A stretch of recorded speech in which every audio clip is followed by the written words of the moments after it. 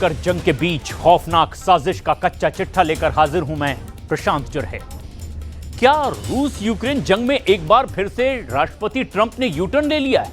क्योंकि जो कल तक यूक्रेन की जीत का दावा कर रहे थे, ट्रंप ने अब जेलेंस्की से दो टूक कह दिया है कि अगर एक महीने के भीतर यूक्रेनी सेना ने रूसी सेना को पूर्वी मोर्चे से नहीं खदेड़ा तो वो फिर यूक्रेन को बड़े घातक हथियार देने से मना भी कर सकते हैं। तो वहीं दूसरी तरफ अब रूस ने जेलेंस्की के जीत के दावों के बीच में यूक्रेन की राजधानी कीव समेत 20 इलाकों पर भयंकर हमले किए हैं और इससे पूरे यूक्रेन में जबरदस्त कोहराम मच गया है।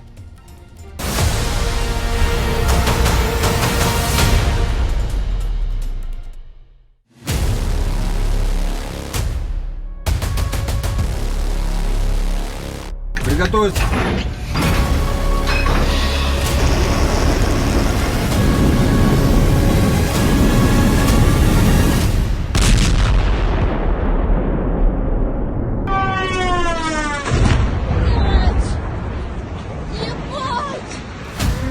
यूक्रेन पर दागी 40 मिसाइलें, जेलेंस्की के सामने जीत की शर्त।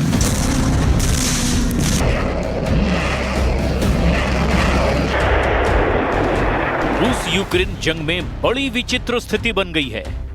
जंग में बार बार पैंतरे और बयान बदलने वाले राष्ट्रपति ट्रंप ने जेलेंस्की के यूक्रेन को एक बार फिर से बुरी तरह से फंसा दिया है।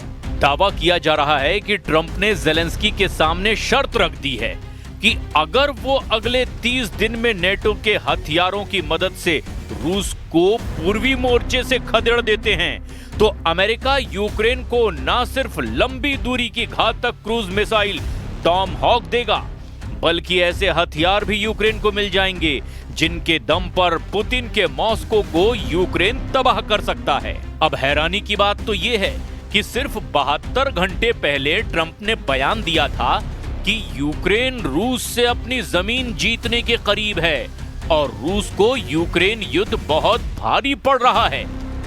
अगर हम पिछले 18 से 24 घंटे की बात करें तो रूसी सेना ने पूर्वी और पश्चिमी यूक्रेन पर हमलों की झड़ी लगा दी है। खबर है कि रूस ने रात भर यूक्रेन पर 12 घंटे तक खूनी हमले किए हैं, जिसमें रूस ने यूक्रेन के अलग अलग इलाकों पर 40 से ज्यादा मिसाइलें और 500 के करीब आत्मघाती ड्रोन से हमले किए। ऐसे हालात में सवाल उठ रहे हैं कि क्या रूस को कमजोर समझना ट्रंप की सबसे बड़ी भूल साबित होने जा रही है? क्योंकि ट्रंप ने लगभग 3 दिन पहले ही कहा था कि रूस सिर्फ कागजी शेर है। जंग के मैदान में रूसी सेना बुरी तरह से पिट रही है। तो चलिए हम आपको दिखाते हैं कि 3.5 साल से चल रही जंग में यूक्रेन में रूस की सेना ने कहां-कहां कोहराम मचाया है।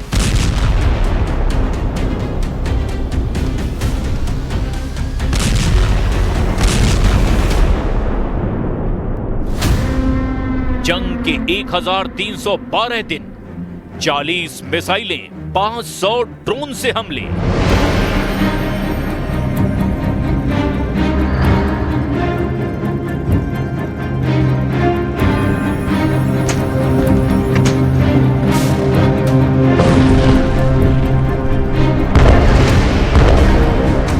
बारह घंटे तक रूसी सेना ने यूक्रेन की राजधानी कीव समेत 17 इलाकों पर बुरी तरह से हवाई हमले किए।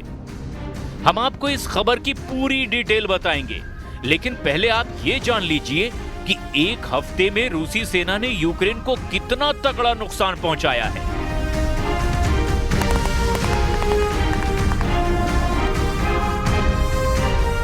रूस की समाचार एजेंसी TASS ने रक्षा मंत्रालय के हवाले से बताया कि पिछले दिनों अग्रिम मोर्चे पर लड़ाई के दौरान यूक्रेनी सेना के 1500 से ज्यादा सैनिक मारे गए।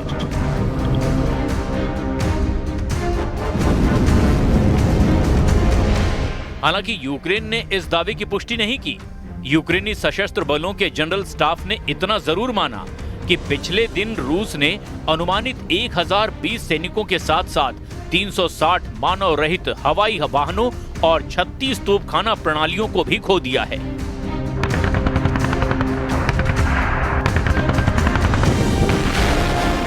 कुछ रिपोर्ट में दावा किया गया कि रूस ने यूक्रेन के कीव और पोल्टावा शहरों पर ड्रोन हमले किए हैं। इन हमलों में कई लोग घायल हुए और एक गैस स्टेशन को काफी नुकसान पहुंचा।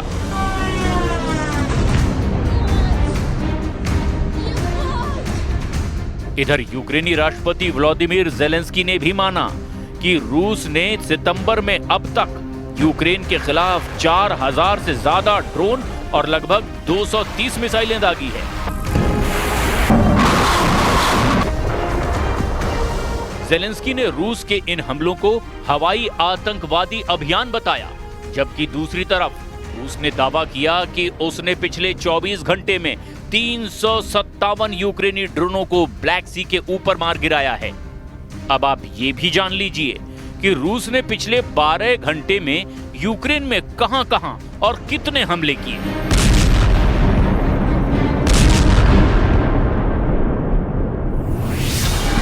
यूक्रेन की राजधानी कीव पर रविवार तड़के रूस के बड़े पैमाने पर ड्रोन और मिसाइल हमले हुए। इस हमले में कम से कम 4 लोगों की मौत हो गई, जबकि 10 से ज्यादा लोग घायल हुए हैं। मृतकों में 12 साल की बच्ची भी शामिल है। ये हमला पिछले महीने हुए उस बड़े हमले के बाद हुआ जिसमें कीव में 21 लोगों की जान चली गई थी। कीव सिटी एडमिनिस्ट्रेशन के प्रमुख तिमूर क्वातेचेको ने टेलीग्राफ पर जानकारी दी कि ये रूसी हमला नागरिक इलाकों को निशाना बनाकर किया गया। 20 से ज्यादा इलाकों पर रूस ने हमला किया, जहां भारी नुकसान हुआ। दावों के मुताबिक रूसी हवाई हमले में यूक्रेन के डार्नेत्स्की, स्वियातोशिन्स्की, सोलोमिन्स्की, होलोसिव्स्की और दनिप्रोवस्की जिले में भारी बर्बादी हुई है। राष्ट्रपति व्लादिमीर ज़ेलेंस्की ने हमलों को क्रूर बताया और कहा कि रूस ने रात भर हमले किए और ये रूसी हमले 12 घंटे से ज्यादा समय तक चले। ज़ेलेंस्की ने टेलीग्राम पर लिखा, करीब 500 ड्रोन और 40 से ज्यादा मिसाइलें रूस ने यूक्रेन पर दाग दी। ज़ेलेंस्की का दावा है कि रूस ने किंजल मिसाइलों से भी हमला किया है। इसके अलावा रूसी ईरानी शाहेद ड्रोन से भी यूक्रेन पर हमले किए गए। Войска в зоне специальной военной операции наступают практически на всех направлениях. При этом наиболее упорные бои развернулись на красноармейском направлении, где противник любыми способами, не считаясь с потерями, стремится остановить наше наступление и перехватить инициативу. Для этого командование ВСУ в район Красноармейска перебросил наиболее боеспособные и подготовленные подразделения в ущерб другим направлениям, на которых наше наступление развивается.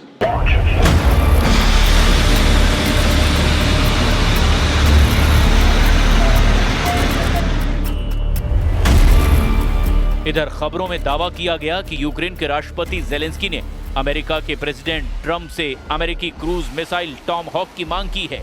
लेकिन खबर है कि ट्रंप ने ज़ेलेंस्की को अल्टीमेटम देते हुए कहा कि अगर 30 दिन में यूक्रेनी सेना पूर्वी मोर्चे से रूसी सेना को खदेड़ना शुरू कर देती है तो फिर यूक्रेन को अमेरिका टॉम हॉक मिसाइल देने पर विचार कर सकता है।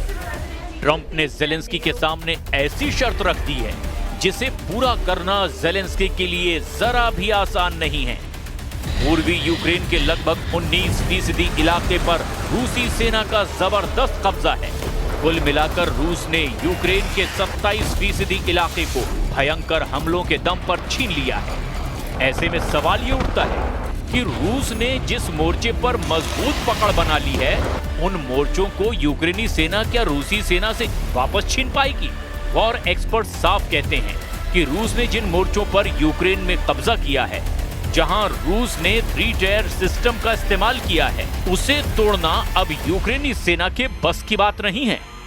अगर यूक्रेनी सेना के साथ नेटो सेना और उनके घातक हथियार मिलकर रूसी सेना पर हमला करेंगे, तब भी पूर्वी यूक्रेन में यूक्रेनी सेना को बढ़त मिल पाएगी, ये कहना बहुत मुश्किल है। हालांकि राष्ट्रपति ज़ेलेंस्की और यूक्रेनी सेना के चीफ कमांडर सिरस्की ने दावा किया है कि पूर्वी यूक्रेन में रूसी सेना की हालत खराब हो रही है और यूक्रेनी सेना ने बढ़त बनाना शुरू कर दिया है। जरा देखिए राष्ट्रपति ज़ेलेंस्की और चीफ कमांडर सिरस्की क्या दावे कर रहे हैं। ज़ेलेंस्की का पूर्वी मोर्चे पर बड़ा दावा, पूर्वी यूक्रेन में हार रही है रूस की सेना।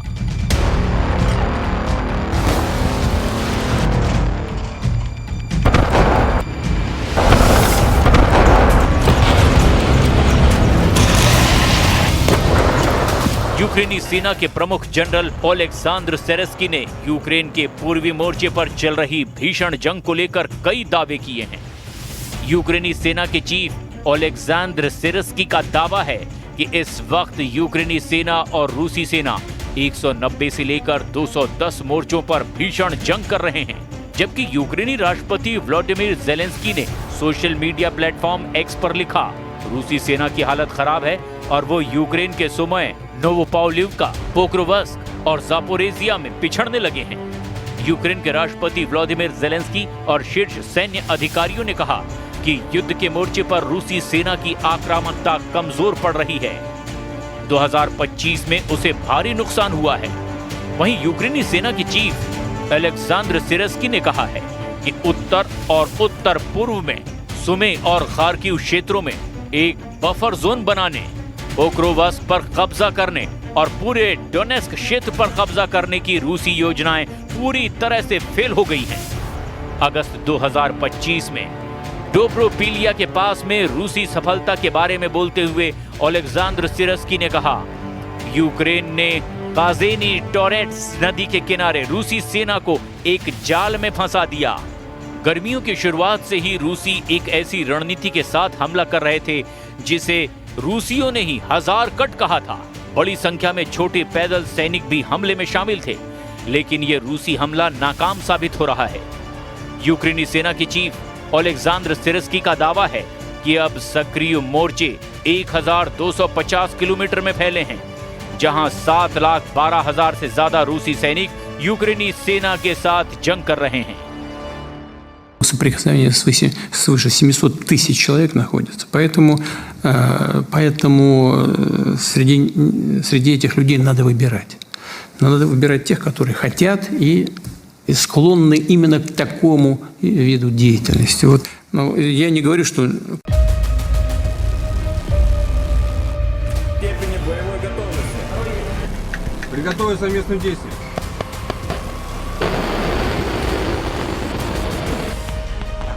हालात को देखते हुए पुतिन ने अचानक रूस से लेकर बेलारूस तक अपने सभी एटम बम एक्टिव करवा दिए हैं।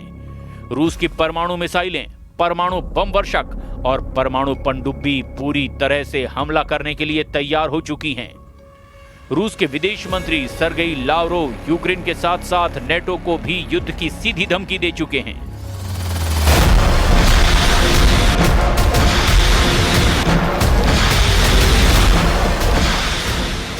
इधर यूक्रेन के राष्ट्रपति व्लादिमीर ज़ेलेंस्की ने अमेरिका के साथ 90 अरब डॉलर यानी लगभग 7.5 लाख करोड़ का बड़ा समझौता किया है, जिसमें हथियार खरीदने का बड़ा सौदा शामिल है। इसके अलावा अमेरिका यूक्रेन में बने ड्रोन सीधे खरीदेगा, लेकिन लगता है कि रूस के ऊपर नेटो के हथियारों का कोई फर्क नहीं पड़ रहा। रूस के रक्षा मंत्रालय ने दावा किया कि उनके एयर डिफेंस सिस्टम ने 28 सितंबर को तड़के तक 41 यूक्रेनी ड्रोन मार गिराए। अब ऐसे हालात में ये जंग यूक्रेन ही नहीं रूस पर भी भारी पड़ सकती है। ये सवाल हर किसी को चौंका रहा है, क्योंकि ये पुतिन के सामने नामुमकिन जैसा लग रहा है।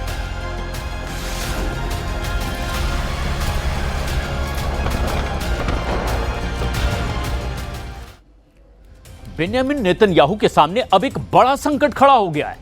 ईरान के सर्वोच्च नेता अली खामनेई ने अपने एनएसए को अब हिजबुल्लाह के गढ़ में भेज दिया है।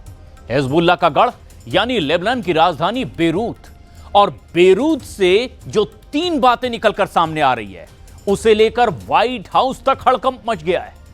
अगले कुछ दिनों के अंदर ही पश्चिम एशिया में एक नया फ्रंट खुल सकता है। वैसे खबर यह भी है कि अब इजराइल ईरान पर फिर से स्ट्राइक करने का प्लान बना चुका है।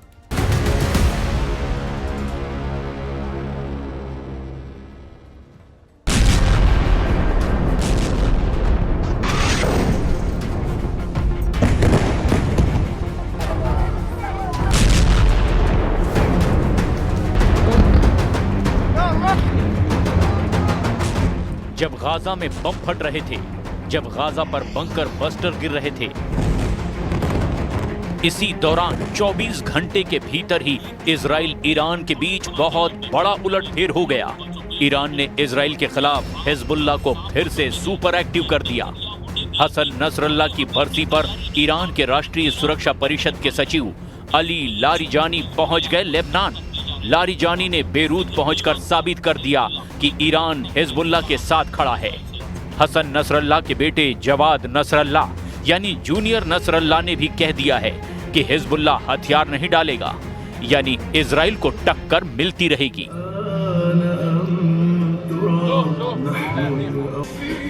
ये है लेबनान की राजधानी बेरूत। बेरूत में दक्षिण का ये इलाका हिजबुल्लाह का गढ़ कहा जाता है। हजारों लोग जुटे हैं। मौका हसन नसरल्ला की बरसी का है। ये लोग उसी जगह इकट्ठा हुए हैं जहां नसरल्ला की कब्र है और यहां लगे पोस्टर बता रहे हैं कि हिजबुल्लाह सुपर एक्टिव हो चुका है और उसको फिर से सक्रिय करने वाली ताकत ईरान है।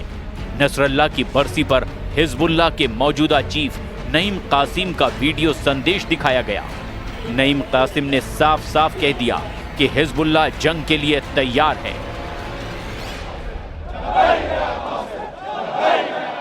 نكتفي بالقول أننا نتقدم وأننا نرمم وأننا حاضرون لأي دفاع في مواجهة العدو الإسرائيلي। जहां नईम कासिम का भाषण चल रहा था, वहां आसपास लगाए गए पोस्टरों में ईरान के सर्वोच्च नेता अली खामनेई की तस्वीर भी थी और साथ में कई जगह हसन नसरल्ला की तस्वीरें भी लगाई गई। ये वीडियो देखकर नेतन्याहू की फिक्र बढ़ गई है, क्योंकि नईम कासिम ने कह दिया है कि हिजबुल्लाह के लड़ाके हथियार नहीं डालेंगे। इस युद्ध में वो कुर्बानी देने से पीछे नहीं हटेंगे। نزع السلاح يعني نزع القوة تلبية لمطلب إسرائيل ولتحقيق أهدافها. ثالثا، لن نسمح بنزع السلاح وسنواجه مواجهة كربلائية لأننا في معركة وجودية। नईम कासिम ने जो बात कही उसके पीछे ईरान से मिलने वाला इशारा भी है। हसन नसरल्ला की बरसी पर ईरान के राष्ट्रीय सुरक्षा परिषद के सचिव अली लारिजानी का होना एक बड़ा मैसेज है। मैसेज ये कि हिजबुल्लाह खत्म नहीं हुआ है, हिजबुल्लाह अभी जिंदा है, हिजबुल्लाह लड़ता रहेगा और ये तीनों बातें सबसे ज्यादा इजराइल को तनाव देंगी। ईरान इस बात की गारंटी दे रहा है। बेरूत में ड्रोन से वीडियो बनाकर हिजबुल्लाह ने अपनी ताकत दिखाई है। अब से पहले हिजबुल्लाह को खत्म माना जा रहा था। हिजबुल्लाह पर हथियार डालने या सरेंडर करने का दबाव बनाया जा रहा था, लेकिन नसरल्लाह की बरसी पर हिजबुल्लाह ने बता दिया है कि उसका युद्ध खत्म नहीं हुआ है। بدي اقول له للسيد انه نحن كنا مكفين على هالضرب، كنا معه ونحن بنفتخر فيه وين ما كنا بالعالم. نحن هلا جينا لهون نثبت وجودنا ونثبت وجود كل الدنيا انه نحن مع المقاومه لاخر نفس. كأكبر نصرا وعزا وفخرا، نحن هون لنجدد هيدا العهد ونقول انه نحن مع المقاومه مع المقاومه مع المقاومه الى ان ينقطع النفس। हिजबुल्लाह को लेकर सबसे चौंकाने वाली खबर तो कुछ और ही है और एक तरह से इजराइल के खिलाफ एक नया चक्रव्यूह बनते हुए नजर आ रहा है। हिजबुल्लाह चीफ नईम कासिम ने कहा कि वो सऊदी अरब से बेहतर संबंध चाहते हैं। नईम कासिम यानी हिजबुल्लाह के सऊदी अरब से संबंध सामान्य होते हैं, तो इसे इजराइल के खिलाफ एक बड़ा चक्रव्यूह बनते हुए देखा जा सकता है। ईरान में राष्ट्रीय सुरक्षा परिषद के सचिव अली लारिजानी ने भी कह दिया है कि सऊदी अरब एक मित्र देश है और वो हिजबुल्लाह की सऊदी अरब से बातचीत की पेशकश का स्वागत करते हैं। अब सवाल ये है कि क्या इजराइल के खिलाफ ईरान, हिजबुल्लाह और सऊदी अरब एक प्लेटफॉर्म पर आ सकते हैं? 19 सितंबर को नईम कासिम ने सऊदी अरब के क्राउन प्रिंस मोहम्मद बिन सलमान को बड़ा मैसेज दिया था। नईम कासिम ने कहा था कि वो सऊदी अरब के साथ एक नया रिश्ता कायम करना चाहते हैं, बातचीत चाहते हैं, ताकि दोनों पक्षों के बीच में जो दिक्कतें हैं उन्हें दूर किया जा सके। सऊदी अरब के लिए हिजबुल्लाह का मैसेज अरब मीडिया में छाया रहा, क्योंकि हिजबुल्लाह चाहता है कि इजराइल के खिलाफ अब सऊदी अरब उसके साथ आ जाए। कतर से लेकर तुर्की और बाकी अरब देशों से लेकर इजराइल तक हर जगह ये खबर छाई रही है। गाजा में इजराइल की बमबारी, 66,000 लोगों की मौत और 700 दिनों से ज्यादा चली आ रही इस जंग को लेकर पश्चिम एशिया में बहुत कुछ बदल चुका है। हिजबुल्लाह को लेकर अरब देशों का नजरिया भी बदला है, क्योंकि इजराइल से लगने वाली सीमाओं में सिर्फ लेबनान का हिजबुल्लाह ही रहा है जिसने इजराइल को टक्कर दी है। लेकिन ये टक्कर भी हसन नसरल्लाह की मौत के बाद से कमजोर पड़ी है। हालांकि अब बेरूत में इकट्ठा हुए हजारों की ये भीड़ बता रही है कि हिजबुल्लाह फिर खड़ा हो रहा है।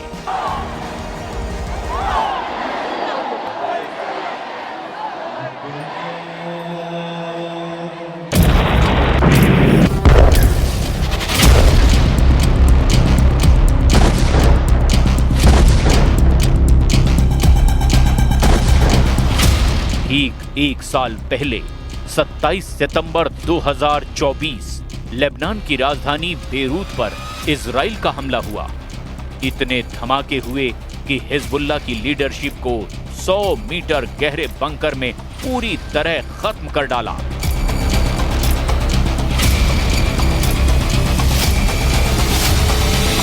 इजराइल ने एक साल पहले हिजबुल्लाह चीफ हसन नसरल्लाह को मार डाला था। तब हिजबुल्लाह कमजोर जरूर हुआ क्योंकि उसकी लीडरशिप पर बार बार हमले हुए। अब 27 सितंबर 2024 को याद करने के लिए बेरूत में हजारों लोग इकट्ठा हुए। पोस्टरों में हिजबुल्लाह के उन तमाम कमांडरों की तस्वीर है जिनको इजराइल ने लगातार हुए हमलों में खत्म कर दिया। كانت الصدمة قوية، انفجار كتير قوي، يعني اهتزت الضاحية وبيروت وكل أرجاء لبنان اهتز. اللحظات الأولى قلبنا ارتجف شوي وبعدين سمعنا خبر استشهاد इसमें कोई शक नहीं कि लेबनान में इजराइल का दायरा बढ़ा है। इजराइल की फौज लेबनान में भी घुसी, लेकिन फिर उसे वापस लौटना पड़ा। अब 24 घंटे के अंदर बेन्यामिन नेतन्याहू को मिला है बड़ा चैलेंज।